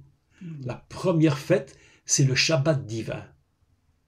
Shabbat divin. Il faut que nous soyons dans le repos de Dieu pour que toutes les fêtes qui vont suivre soient des fêtes qui puissent être accomplies selon le cœur de Dieu, c'est-à-dire sans faire d'œuvres, ce qu'on appelle dans le français des œuvres serviles, des choses que la chair produit et qui ne servent à rien. J'ai un jour expliqué à des gens qui faisaient beaucoup de Shabbat et tout ça, que le Shabbat dans la chair n'est qu'un gros problème, parce qu'ils croient réellement être dans Shabbat, mais en fait ils sont dans le Shabbat de forme, et non plus dans le Shabbat de fond. La Bible nous dit entrer dans le repos de Dieu, pas dans un Shabbat de forme. Beaucoup de Juifs font le Shabbat de forme, et les Juifs disent eux-mêmes, c'est impossible de faire un Shabbat, impossible. D'ailleurs le Messie lui-même, quand il faisait Shabbat, il transgressait le Shabbat. Comment peut-on transgresser le Shabbat sans le transgresser? Puisqu'il était le Messie, il ne pouvait pas le transgresser. Parce que, mes amis, le véritable Shabbat, ce n'est pas la forme, ni la façon. Le véritable Shabbat, c'est la paix de Dieu. C'est là-haut. Et la première fête, il dit, c'est de rentrer dans son repos. Quand tu fais le Shabbat, c'est-à-dire la paix de Dieu, est une paix absolument inimaginable qui te donne la joie de la parole. À partir de là, nous pouvons rentrer dans les 7 fêtes de l'Éternel. Chaque fête doit être faite dans le repos de Dieu, et non pas dans des systèmes qui mettent des pressions, qui nous fatiguent en finalité. Nous qui connaissons le Messie, Yeshua, le Seigneur, nous devons écouter cette parole qu'il a dite, et qui paraît tellement basique, mais pas du tout basique. C'est Jésus qui parle, c'est le Seigneur qui parle. Et il dit, je vous donne ma paix. Et écoutez ce qu'il dit. Il ne parle pas des chrétiens, il parle aux juifs. Il parle aux juifs qui font Shabbat de forme depuis tout le temps. Je vous donne ma paix. Pas comme le monde. C'est-à-dire le monde dans lequel vous tournez, vous. Mais la paix d'en haut. À partir de là, nous allons comprendre un grand secret. C'est que ces fêtes de l'Éternel, ces fêtes-là, elles vont se pratiquer dans le repos du ciel. C'est le repos qui nous produit les fêtes de l'Éternel. Le véritable repos, c'est le repos du ciel, le repos du commencement de la création. Et ce repos de la création, en réalité, le mot Shabbat ne veut pas dire repos. Vous savez que ça ne veut pas dire repos, Shabbat. Le mot repos, vous savez ce que c'est le mot repos en hébreu? C'est le verbe, c'est noach. Noach. Noé. Noé, Noé signifie pas celui qui a fait un bateau. C'est pas ça, Noé. Le but de Noé, c'est pas de faire un bateau. La Bible nous enseigne dans la Torah que son père l'a appelé Noach afin qu'on se repose des œuvres fatigantes de nos mains. Noach, c'est le repos. Mais Shabbat, c'est pas Noach. Shabbat signifie arrêter, stopper, cesser. Qu'est-ce que c'est que le Shabbat? C'est de cesser. Cessez de faire des choses par la chair. Empressez-vous de rentrer dans la paix de Dieu, non pas dans les systèmes humains. Vous comprenez la différence? C'est très important, c'est très important, c'est très important. Ça va si loin que même les Juifs reconnaissent. À demi-mot pour certains, un mot complet pour d'autres, pas de mot du tout pour d'autres. À demi-mot que lorsque le Messie reviendra, tout ce qui était, ce qu'ils appelaient caché, tout ce qui était non cachère, ça va très loin, non cachère, pas mangeable.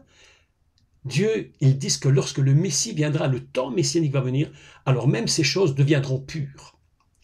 C'est pourquoi il y a quelque chose d'absolument inimaginable dans l'enseignement hébraïque, très compliqué pour certains d'ailleurs à comprendre chez les Juifs. Ils disent même que le porc qui est interdit, qui n'est pas une viande cachère, ils disent lorsque le Mashiach va revenir, même le porc deviendra cachère. Capable, le Messie est capable. C'est pourquoi l'apôtre Paul va dire, mangez de tout ce qu'il y a sur le marché sans vous inquiéter par motif de conscience. Parce que vous connaissez le Messie. Et il est capable de transformer ça. Les amis, on est dans des fêtes incroyables.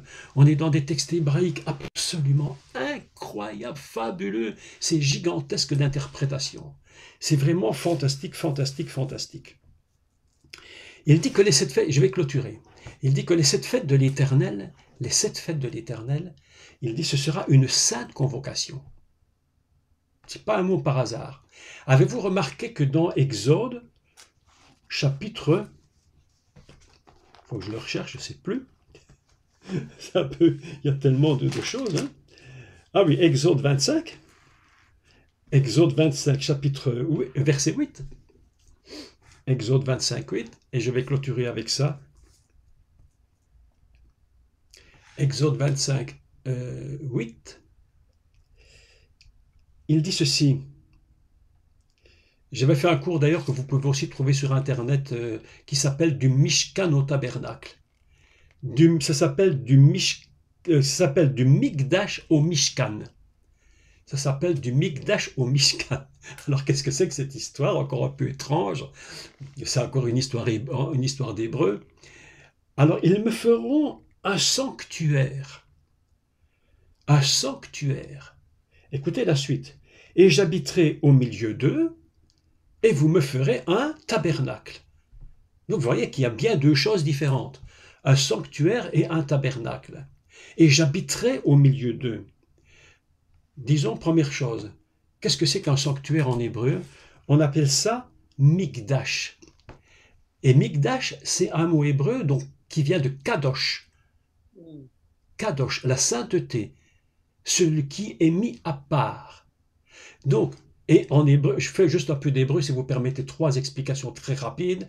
Le même en hébreu, c'est en fait une lettre qui dit, c'est comme en anglais quand vous dites from, venir de. I came from, je viens de. Le from, c'est en hébreu même. Quand vous le mettez au milieu, au début d'un mot, c'est comme la chose qui vient de. D'accord? Donc, c'est pourquoi la lettre, c'est la lettre de Maïm, de l'eau, la matrice, ce qui produit la matrice et qui produit le mot Mashiach, qui vient de la sainteté. Vous comprenez? Donc, comment dit-on un sanctuaire? Un sanctuaire, on dit Mikdash, c'est-à-dire qui vient de la sainteté. Vous me ferez un lieu dont la provenance est la sainteté. C'est ça que vous ferez pour moi, la première chose. Et puis, il dit, et quand vous aurez fait ça, alors, ce sera une sainte convocation. Je ferai une sainte convocation. Je vais vous appeler pour que vous soyez, je veux, dit Dieu, vous faire des convocations. Mais pour que je fasse des convocations, il faut que je sois au milieu de vous, pour que je puisse vous appeler. Parce que si je ne suis pas avec vous, comment je vais vous appeler? Et alors, on appelle ça, évidemment, Shachanti. Écoutez le secret du texte hébraïque. Écoutez bien. Ils me feront un sanctuaire, donc un Mikdash, un lieu qui vient d'en haut, complètement saint, à part de tout. Et j'habiterai au milieu d'eux. Comment on dit j'habiterai au milieu d'eux en hébreu? On dit, écoutez, Shachanti. Shachanti produit, c'est une racine hébraïque qui est Sharan, qui va produire le mot Shekinah. La Shekinah, en réalité, c'est rien du tout d'autre que Dieu qui habite parmi nous. Il y a des gens qui sont ils chantent des cantiques, oh, fais venir ta Shekinah. Mais c'est n'importe quoi. Si tu es là, c'est parce qu'il est là. Tu n'as pas lui demandé de venir, il est déjà là. Pourquoi tu lui... Moi, je ne demande jamais au Seigneur, viens me visiter, mais non, il me visite toujours, je suis toujours avec lui. On vit dans la même maison, hein. Exactement. On vit dans la même maison. Je ne dis pas, ma femme vient me visiter. Non, ma femme, elle est toujours là. Je n'ai pas besoin de lui demander de venir. Ma femme dans ma maison, vous savez comment elle s'appelle, ma femme dans ma maison? Elle s'appelle Sharanti. J'habite avec toi. C'est simplement habiter parmi nous. C'est pas plus compliqué. On a fait tout un montage. Fais venir ta Shekinah et alors la Shekinah qui brûle. Mais non, mais non. Sharanti, c'est un mot qui vient d'une racine qui est Charant, qui veut dire habiter et résider. Quand tu es avec ton épouse, tu es dans la Shekinah. Mais le plus extraordinaire du texte, mes amis, le plus extraordinaire, c'est que Sharanti ne veut pas dire j'habiterai. Écoutez-moi bien, Sharanti, dans la conjugaison hébraïque, c'est j'ai habité. Je viendrai parmi vous parce qu'en réalité, j'ai habité parmi vous. Donc je ne fais qu'un retour. Je ne fais qu'un retour, mais à quel moment as-tu habité parmi nous? À quel moment tu as habité? Tu étais en train de résider. Mais mes amis, mais il le dit, dans le jardin d'Éden. J'habitais parmi vous. La Torah nous enseigne qu'ils marchaient le matin et le soir. Ils entendaient la voix de l'Éternel qui marchait. La voix qui marche, déjà étrange. Encore qu'on aurait dit ses pieds. Mais quand la voix marche, ça veut dire que c'est encore autre chose. Vous voyez les décodages hébraïques. Il dit, je marchais le matin, je marchais le soir. On peut traduire de 4 façons le texte, qui est de 4 bonnes façons. On ne sait pas comment le traduire parce qu'il n'y a pas de solution. C'est 4 choses en une. Hein, c'est comme la poudre à lessiver, 4 en 1. 4 choses en une. Il marchait du matin au soir, ou du soir au matin, ou il marchait le matin, ou il marchait le soir. On peut traduire les 4. Il résidait avec eux, dans le Gan, c'est-à-dire dans la Torah. Ils étaient à l'intérieur. C'est pourquoi elle dit, faites-moi un mikdash, un lieu à part, parce que déjà je résidais parmi vous. Et je veux revenir avec vous. Mes amis, le tabernacle. Alors parlons du tabernacle. D'accord? Je regarde l'heure pour ne pas dire ça. Je peux parler comme ça jusqu'au soir. Hein. Il y a tellement de choses dans ma tête, je peux parler jusqu'au soir de tout ça. Mais le Mikdash, c'est le lieu où Dieu habite. C'est un lieu qui ne peut pas être comme tous les lieux. C'est un lieu complètement à part, qui vient du ciel. Qui vient du ciel. C'est un lieu où nous habitons avec lui ensemble. C'est pourquoi il dit, j'ai habité parmi vous, et de nouveau je reviens habiter avec toi. C'est ça que ça veut dire. Et puis il continue et il dit, et vous ferez un tabernacle. Comment dit-on un tabernacle? Eh bien, un tabernacle, on dit Mishkan. Et Mishkan, ça vient de quelle racine? Shekinah. Qu'est-ce que Dieu dit? Quand il dit j'habiterai parmi vous, en réalité, il est déjà en train de leur dire, quand j'habiterai parmi vous, le Mikdash va devenir un Mishkan. Le lieu de sainteté qui vient d'en haut, eh bien c'est le lieu d'en haut qui descend et que j'appelle le tabernacle. Et c'est pourquoi Dieu va dire à Moïse, absolument incroyable, il va dire Moïse, écoute-moi bien, tu fais selon le modèle que tu as vu là-haut. Ah oui. Tu vas bâtir le tabernacle selon le modèle du Mishkan. Tu vas faire le Mishkan selon le modèle du Mikdash. Tu l'as vu là-haut. En réalité, 2 choses sont vraies. Le tabernacle, c'est un lieu où Dieu réside et où nous résidons. Et c'est pourquoi. Et je vais vous dire quelque chose d'absolument incroyable. Mais un truc de fou. Truc de fou. Vous savez, les rabbins, ils ont une capacité de gérer les trucs, mais non, c'est des gens quand même. Écoutez, le jour où ils vont connaître le Seigneur, je vous dis que là, ça va faire une bombe atomique sur la terre. Le jour où ils vont rencontrer le Seigneur, je vous dis, ça va la terre va basculer, je vous dis, ça va être incroyable. Les rabbins nous disent que pour servir le Seigneur dans la chair, donc dans les formes, il faut respecter 613 mitzvot. D'accord? 613 mitzvot, c'est-à-dire 613 lois. C'est quasiment impossible, c'est tout à fait impossible. Il y a des mitzvot pour les cultivateurs, des mitzvot pour les sacrificateurs, enfin chacun sa part. Mais il y en a en tout 613, mes amis. Est-ce que vous savez combien il y a de pièces détachées dans la Torah pour fabriquer le tabernacle? 613. 613. Incroyable. Tu prends chaque pièce du tabernacle, elles sont ici en rouge. Ah. Je les ai copiées en rouge, je les ai calculées. Tu prends chaque pièce du tabernacle, anneau par anneau, planche par planche, tout ce que tu peux imaginer. Tu mets tout ensemble et tu trouves 613. C'est pourquoi Dieu dit, je viens, je vais habiter avec vous dans un endroit qui s'appelle le Gan, le jardin, la Torah. Et tout ça renferme en lui tout ce que nous a dit Valérie ce matin, ce que nous a dit Emmanuel, ce que tu nous as dit Ève, le secret absolument inimaginable du soleil et de la lune, qui nous dit, à chaque fois qu'il se lève, attention, le jour, Dieu dit, mes fêtes ornent le ciel pour l'humanité entière. Et c'est pourquoi la Bible nous dit qu'il a fait se lever son soleil sur les bons et sur les méchants. Le bon ne pourra pas dire Dieu m'aime pas, il n'a pas fait lever le soleil sur moi. Dieu dit non, non, non, toi tu es le méchant, mais qu'importe, je fais aussi lever mon soleil sur toi, afin que tu comprennes que je t'appelle, et que dans la nuit du monde, que mon soleil se reflète sur la lune, c'est pourquoi les 7 fêtes sont basées sur les fêtes lunaires. Voyez un peu le secret de la Torah. Moi je ne sais pas, je trouve ça formidable. C'est extraordinaire. Alors voilà, je vais clôturer parce que autrement je vais parler jusque ce soir. Et puis je suis heureux d'être avec vous. Et puis j'espère que votre cœur est réjoui dans la parole du Seigneur. Vous savez que je clôture. Le mot Gan en hébreu a une valeur de 53. Et cette 53, c'est la Torah. C'est une valeur qu'on peut calculer d'une façon particulière, j'explique pas pourquoi, mais elle a une valeur de 53. Et 53, c'est la même valeur que le mot Torah. Mais c'est aussi une autre valeur, 611. Et 611, vous savez ce que signifie 611 en hébreu? Le poids égal de 611 en hébreu, c'est tu te réjouiras en l'Éternel. Se réjouir en l'Éternel, c'est la même valeur que le mot Torah.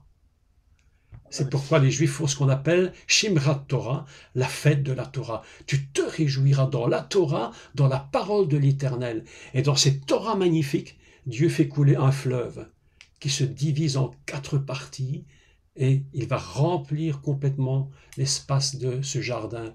Et quand Dieu nous dit « rentre dans ma parole », en fait il nous dit « rentre dans le jardin d'Éden » parce que c'est le seul endroit, le seul et unique endroit où l'homme peut véritablement exister.